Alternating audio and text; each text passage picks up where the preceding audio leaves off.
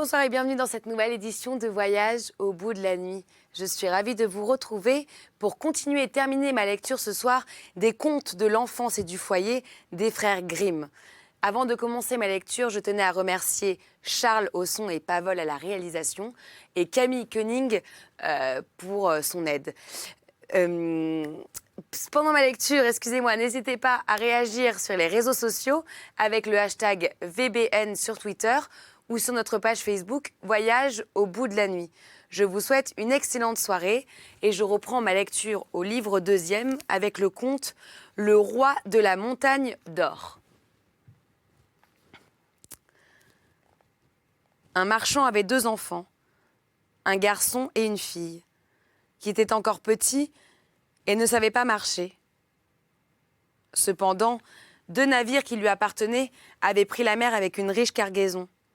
Et il avait mis dedans toute sa fortune. Et tandis qu'il croyait ainsi gagner beaucoup d'argent, il reçut la nouvelle qu'il avait fait naufrage.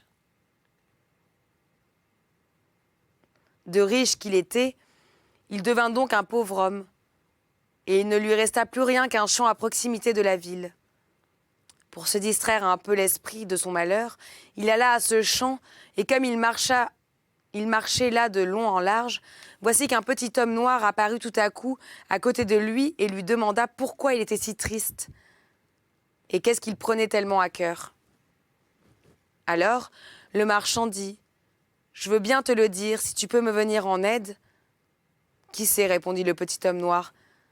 Peut-être le puis-je. » Alors, le marchand lui raconta que toutes ses richesses avaient sombré en mer et qu'il n'avait plus rien que ce champ. « Ne te tourmente pas, dit le petit homme.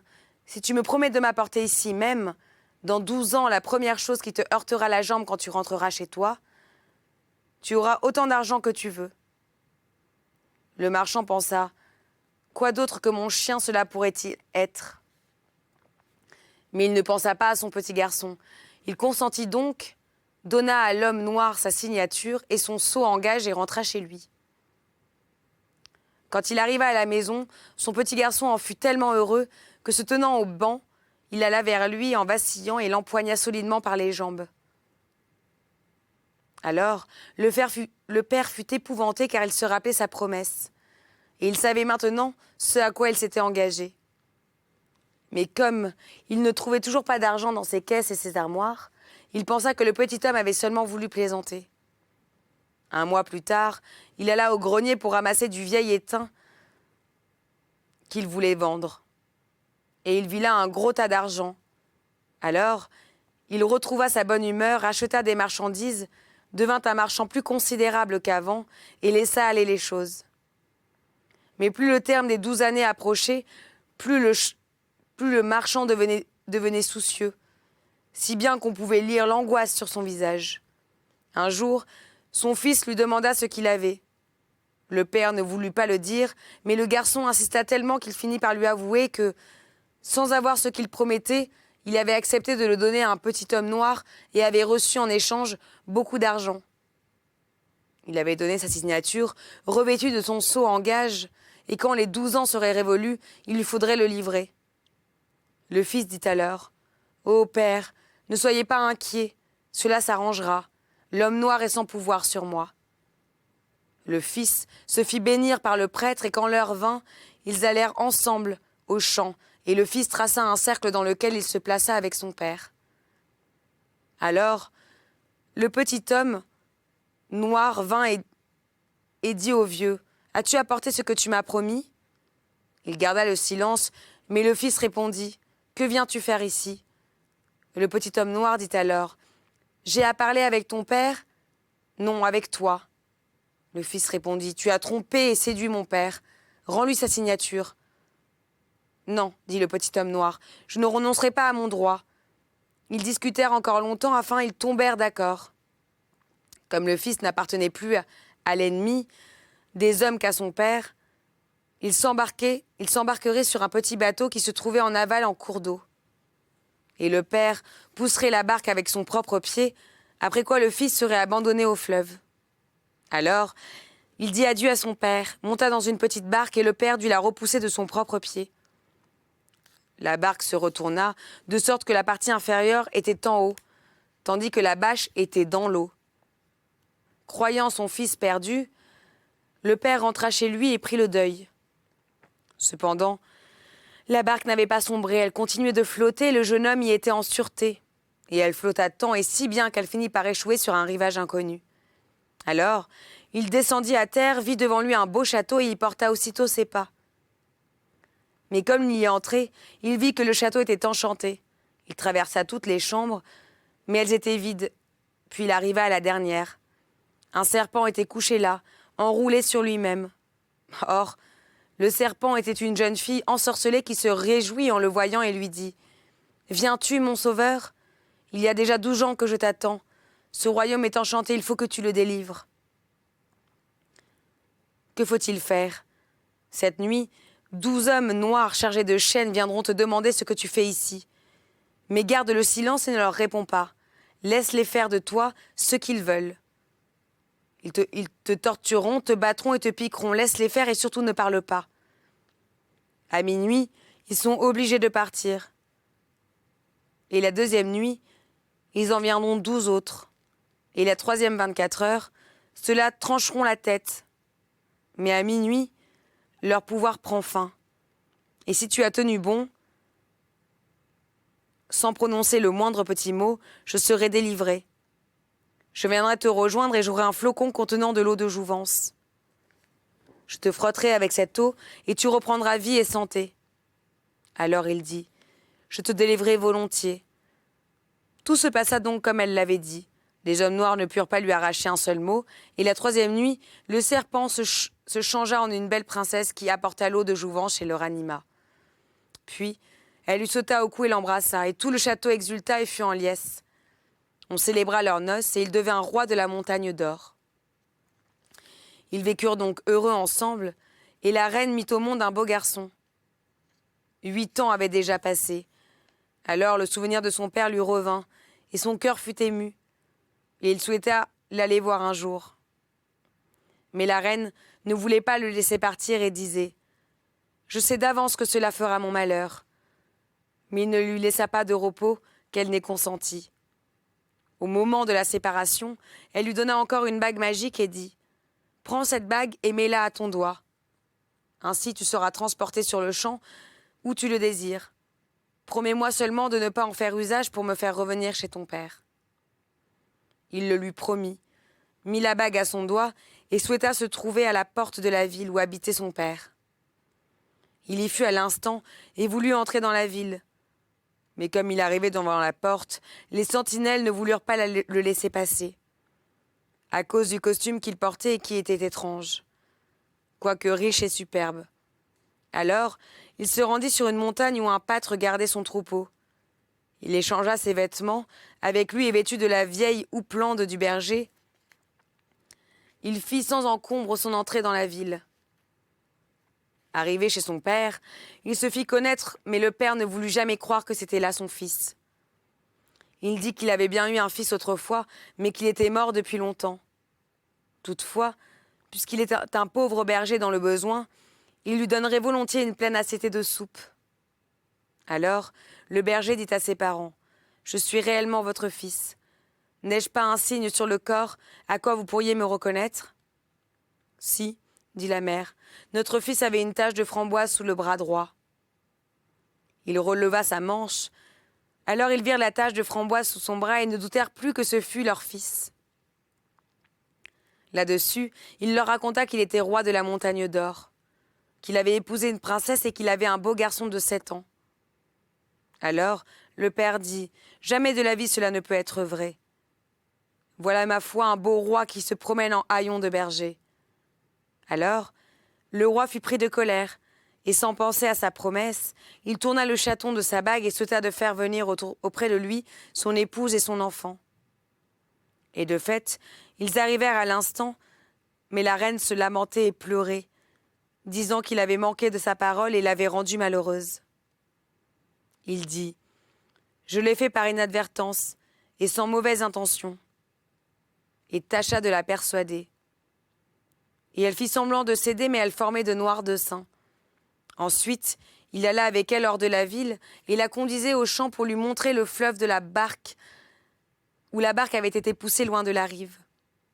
Et là, il lui dit, « Je suis fatigué, assis-toi que je dorme un peu sur tes genoux. » Alors il posa la tête sur ses genoux et elle l'épouilla, un peu pour l'endormir.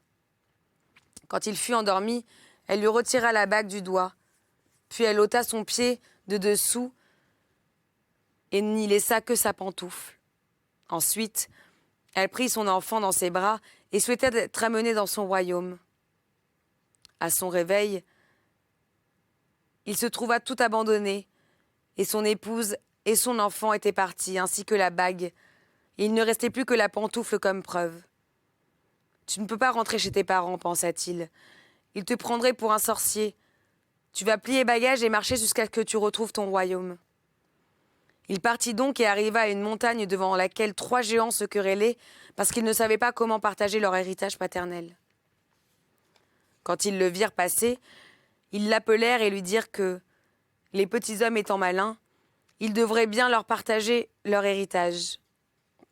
Or, l'héritage se composait d'une épée.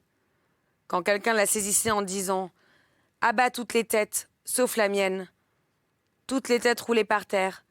Deuxièmement, d'un manteau, quiconque le mettait devenait invisible. Troisièmement, d'une paire de bottes. Quand on les avait aux pieds et qu'on souhaitait d'être transporté quelque part, on y était ça en un clin d'œil. Il dit « Donnez-moi ces 3 choses que je vérifie si elles sont encore en bon état. » Alors, ils lui donnèrent le manteau et quand il se fut enveloppé dedans, il était devenu invisible et changé en mouche. Puis, il reprit sa forme et dit « Le manteau est en bon état. Maintenant, donnez-moi l'épée. » Ils dirent « Que non, nous ne te la donnerons pas. Si tu disais « Abats toutes les têtes sauf la mienne », toutes nos têtes tomberaient et tu serais le seul à avoir encore la tienne. Ils la lui donnèrent néanmoins à condition qu'il laissait sur un arbre. Il le fit et l'épée fendit le tronc de l'arbre comme un fétu. Alors, il voulut aussi les bottes, mais ils dirent « Que non, nous ne te les donnerons pas. Quand tu les auras aux pieds, tu pourrais souhaiter d'être en haut de la montagne, et nous resterions là, sans rien. » « Non, dit-il, je ne ferai pas cela. » Alors ils lui donnèrent aussi les bottes. Quand il eut les 3 choses, il ne pensa plus qu'à sa femme et à son enfant, et dit à part soi « Ah, que ne suis-je sur la montagne d'or ?» Et aussitôt, il disparut aux yeux des géants, si bien que leur héritage se trouva partagé. En approchant du château, il entendit des cris d'allégresse, le son des flûtes et des violons, et les gens lui dirent que son épouse célébrait ses noces avec un autre. Alors, il entra dans une grande colère et dit « La perfide, elle m'a trompé et abandonné quand je me suis endormi. » Alors, il mit son manteau et devenu invisible. Il pénétra dans le château. Une fois dans la salle, il vit une grande table chargée de mets les plus délicats. Et les invités buvaient et mangeaient tout en riant et en faisant des plaisanteries.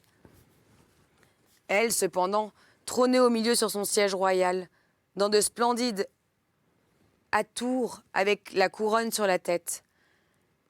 Il se plaça derrière et personne ne la vit.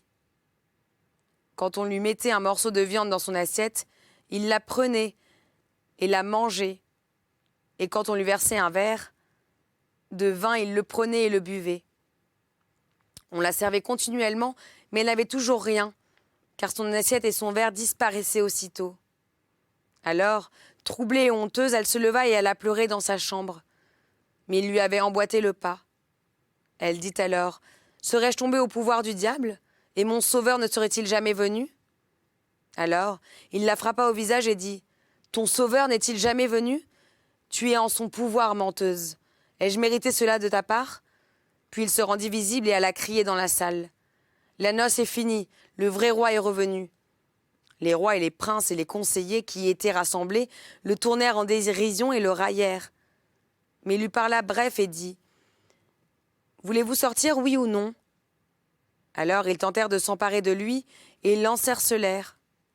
Mais il tira son épée et dit « Abats toutes les têtes, sauf la mienne. » Alors toutes les têtes roulèrent par terre et il resta seul maître et redevint le roi de la montagne d'or.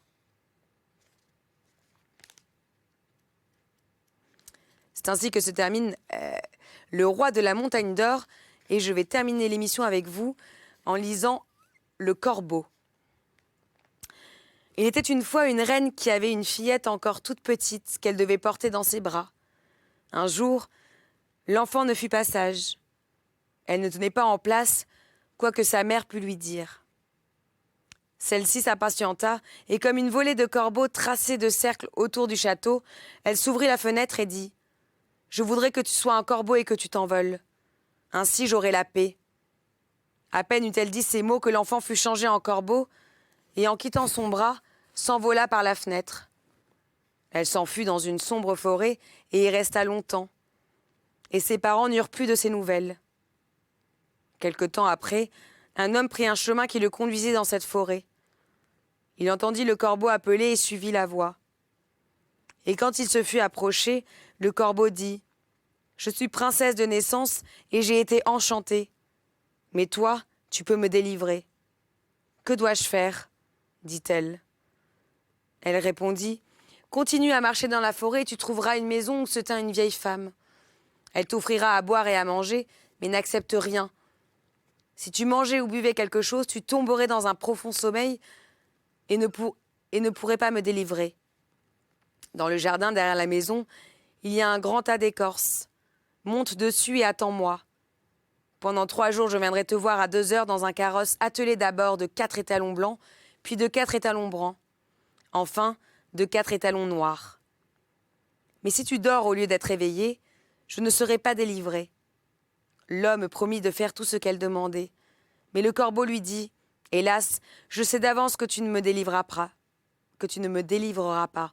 Tu accepteras quelque chose de la femme. » Alors, l'homme promit encore une fois de ne toucher ni la nourriture ni la boisson. Mais quand il entra dans la maison, la vieille femme s'approcha de lui et lui dit « Mon pauvre homme, comme vous êtes las, venez réparer vos forces, mangez et buvez. » « Non, dit l'homme, je ne veux ni manger ni boire. » Mais elle ne le laissa pas en repos et dit « Si vous ne voulez pas manger, buvez au moins une gorgée. Dans ce verre, une fois n'est pas coutume. » Alors il se laissa convaincre et but. Vers 2 heures de l'après-midi, il alla dans le jardin sur le tas d'écorces et voulut attendre le corbeau. Mais tandis qu'il était là debout, il se sentit tout à coup si fatigué qu'il ne put pas se dominer et voulut s'allonger un peu, sans toutefois dormir. Mais à peine était-il étendu que ses yeux se fermèrent d'eux-mêmes et qu'il s'endormit. Et il dormit d'un sommeil si profond que rien au monde n'eût pu le réveiller. À 2 heures, le corbeau arriva en carrosse avec les 4 étalons blancs, mais la jeune fille était déjà toute triste et dit « Je sais qu'il dort. » Et quand elle entra dans le jardin, il dormait en effet sur le tas d'écorces. Elle descendit de voiture, alla à lui, le secoua, l'appela mais sans pouvoir le réveiller. Le lendemain, à l'heure de midi, la vieille femme revint et lui apporta à manger et à boire, mais il ne voulut rien accepter. Elle ne lui laissa pas de repos et le pressa si bien qu'il finit par boire de nouveau une gorgée. Vers 2 heures, il alla au jardin sur le tas d'écorces et voulut attendre le corbeau. Mais il ressentit soudain une si grande fatigue que ses membres cessèrent de le porter, rien à faire. Il dut s'étendre et tomba dans un profond sommeil. Quand le corbeau s'en vint avec ses 4 étalons bruns, ils étaient déjà tout tristes et dit « Je sais qu'il dort. » La jeune fille alla à lui, mais il dormait et rien ne put le réveiller. Le lendemain, la vieille femme lui demanda ce qu'il avait. Il ne mangeait ni ne buvait rien. Voulait-il donc mourir ? Il répondit « Je ne veux et ne peux ni manger ni boire. » Cependant, elle posa devant lui un plat avec de la nourriture et un verre de vin. Et quand il en sentit le fumer, il ne put pas résister et but un bon coup. Le moment venu, il alla dans le jardin sur le tas d'écorces et attendit la princesse. Mais voilà, qu'il se sentit plus las encore que les autres jours. Il se coucha et dormit comme une souche. Quant à elle, elle était déjà toute triste et dit « Je sais qu'il dort et ne peut pas me délivrer. Je sais qu'il dort et ne peut pas me délivrer. » Elle répéta une 3e fois « Je sais qu'il dort et ne peut pas me délivrer. » Et quand elle alla près de lui, elle le trouva couché. dormant à poing fermé. Elle le secoua et l'appela, mais ne put le tirer de son sommeil. Enfin, elle posa près de lui un pain, puis un nouveau morceau de viande, puis un flacon de vin, et ces provisions, on pouvait en prendre tant qu'on voulait, sans qu'elle diminue. Après quoi, elle ôta de son doigt un anneau d'or, qu'elle mit au sien, et son nom était gravé dessus. À la fin, elle mit près de lui une lettre dans laquelle elle lui expliquait ce qu'elle allait lui donner, et que ses provisions ne s'épuiseraient jamais. Puis elle disait encore, « Je vois bien que tu ne pourras jamais me délivrer ici, mais si tu le veux toujours, viens au château d'or de Stromberg, c'est en ton pouvoir. » J'en suis sûre. Et quand elle lui eut donné tout cela, elle monta dans son carrosse et se fit conduire au château d'or de Stromberg. À son réveil, l'homme vit qu'il avait dormi, il en fut profondément affligé et se dit, « Certainement à présent elle est passée, et je ne l'ai pas délivrée. » Alors, son regard se posa sur les choses qui étaient à côté de lui. Il lut la lettre où elle lui disait de la façon dont c'était arrivé. Il se mit donc en route pour aller au château d'or de Stromberg, mais il ne savait pas où il était. Or, il y avait déjà longtemps qu'il courait le monde quand il arriva dans une sombre forêt, où il marcha pendant 15 jours sans parvenir à en sortir. De nouveau, le soir tomba et il était si fatigué qu'il se coucha à l'abri d'un buisson et s'endormit. Le lendemain, il poursuivit sa route et le soir, comme il voulait de nouveau se coucher à l'abri d'un buisson, il entendit des hurlements et des gémissements tels qu'il ne put pas dormir. Et comme c'était l'heure où les gens allument des lumières, il en vit une scintiller, se leva et la suivit. Il arriva ainsi devant une maison qui paraissait toute petite, parce qu'il y avait eu un énorme géant devant. Alors, il pensa à part soi, « Si tu entres et que le géant t'aperçoit, c'en est fait de ta vie. » Il finit par s'y risquer et s'approcha. Dès qu'il le vit, le géant lui rendit et lui dit, « C'est gentil à toi de venir, je n'ai rien mangé depuis longtemps. Je vais t'avaler tout de suite pour mon souper. » « Mieux vaut n'en rien faire, » dit l'homme. « Je ne me laisse pas volontiers avaler. Si tu as besoin de nourriture, j'ai tout ce qu'il faut pour te rassasier. »« Si c'est vrai, dit le géant, tu peux être tranquille. Je ne voulais te dévorer que parce que je n'ai rien d'autre. » Alors, ils allèrent se mettre à table, et l'homme sortit le pain, le vin et la viande qui ne s'épuisaient jamais. « Cela me convient fort bien, » dit le géant, et il mangea tout son soûl. Après quoi, l'homme lui dit, « Pourrais-tu me dire où se trouve le château d'or de Stromberg ?» Le géant répondit, « Je vais regarder sur ma carte. Tous les villages, villes et maisons y sont marqués. » Il alla prendre la carte dans sa chambre et chercha le château, mais il n'était pas marqué. « Cela ne fait rien, dit-il, j'ai des cartes plus grandes en haut dans mon armoire. Nous allons chercher là. » Mais ce fut encore en vain. L'homme voulut alors continuer sa route, mais le géant le pria de rester quelques jours pour attendre le retour de son frère, lequel était parti chercher des provisions. Quand il entra à la maison, ils l'interrogèrent sur le château d'or de Stromberg. Il répondit, « Après le repas, quand je serai rassasié, je chercherai sur la carte. » Ensuite, il monta avec eux dans sa chambre et ils cherchèrent sur sa carte, mais ils ne trouvèrent rien. Alors il alla prendre d'autres vieilles cartes, et ils ne cessèrent de chercher que lorsqu'ils eurent enfin trouvé le château d'or de Stromberg. Mais il était à plusieurs milliers de lieues de distance. « Comment irai-je jusque-là » demanda l'homme. Le géant répondit, « J'ai 2 heures de libre, je te porterai à proximité.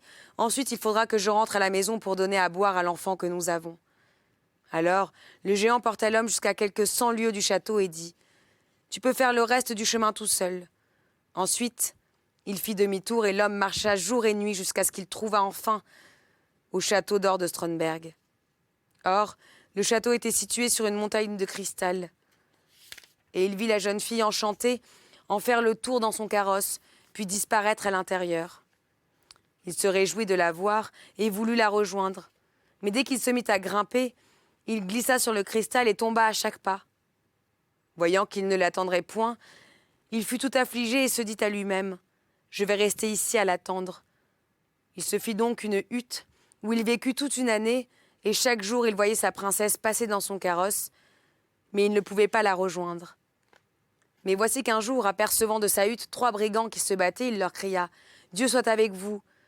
En entendant ces mots, ils s'arrêtèrent, mais comme ils ne voyaient personne, ils recommencèrent à se battre, et même fort dangereusement. Alors, il répéta « Dieu soit avec vous !»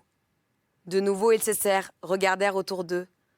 Et comme ils ne voyaient toujours personne, ils continuèrent de se battre. Alors, il cria pour la 3e fois « Dieu soit avec vous !»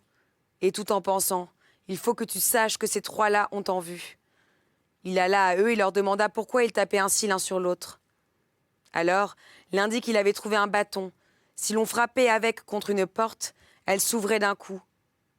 L'autre dit qu'il avait trouvé un manteau, en le mettant, on deviendrait invisible. Quant au 3e, il dit qu'il s'était emparé d'un cheval qui vous conduirait n'importe où, voire jusqu'en haut de la montagne de cristal. Seulement s'il ne savait pas s'il devait garder tout cela en commun ou s'en séparer. Alors, l'homme dit « Je vais vous échanger ces 3 choses. Il est vrai que je n'ai pas d'argent, mais je possède d'autres biens qui ont bien plus de valeur. Toutefois, il faut d'abord que je fasse un essai pour m'assurer que vous avez bien dit la vérité. » Alors, ils le firent monter sur le cheval, lui mirent le manteau et lui donnèrent le bâton. Et quand il eut tout cela, ils cessèrent de le voir. Alors, il leur donna une bonne raclée et s'écria « À présent, fainéant. Vous savez ce que vous méritez? Êtes-vous content ?» Puis il gravit la montagne de cristal à cheval, et quand il arriva devant le château, il était fermé. Alors il frappa à la porte avec son bâton, et elle ne tarda pas à s'ouvrir. Il entra et monta l'escalier jusqu'à la salle du haut. La jeune fille était là, et devant elle il y avait une coupe d'or pleine de vin. Mais elle ne pouvait pas le voir, car il avait mis son manteau. Arrivé devant elle, il retira de son doigt l'anneau qu'elle lui avait donné et le jeta dans la coupe, qui se mit à tinter. Alors elle s'écria « C'est mon anneau. L'homme qui doit me délivrer est sans doute là aussi. » Ils cherchèrent dans tout le château et ne le trouvèrent pas. Lui, cependant, était sorti. Il était monté sur son cheval et avait rejeté son manteau. Quand ils arrivèrent devant la porte, ils virent et poussèrent des cris de joie. Alors, il descendit et prit la princesse dans ses bras. Quant à elle, elle l'embrassa en disant « À présent, tu m'as délivré. Demain, nous célébrerons nos noces. » C'est ainsi que se termine ma lecture du Corbeau et des contes de Grimm. J'espère que vous avez apprécié ce moment. Je vous souhaite une bonne nuit si vous allez vous coucher et une bonne journée si vous vous levez. À bientôt sur D8 pour d'autres romans.